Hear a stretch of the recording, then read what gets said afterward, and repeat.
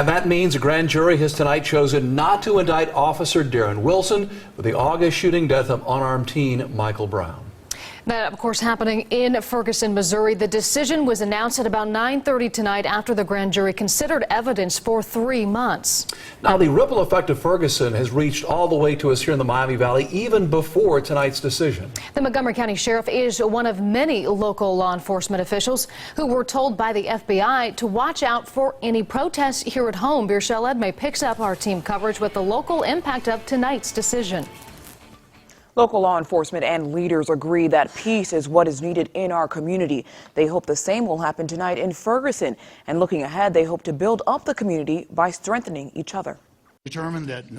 Communities around the nation are reacting to a grand jury's decision not to indict the officer involved in the death of Michael Brown. The Miami Valley is no exception to that. Local law enforcement has been monitoring the situation since last week, but Sheriff Phil Plummer is confident the community will remain calm. This is our community. We all love our community.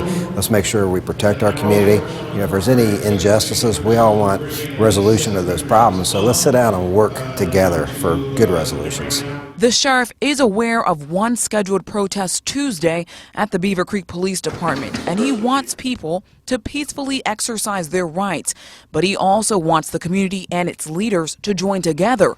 The sheriff told me he wants diverse law enforcement throughout the Miami departments, because it's my personal opinion that your department should reflect the community you police. The local NAACP chapter hopes to see that sooner than later.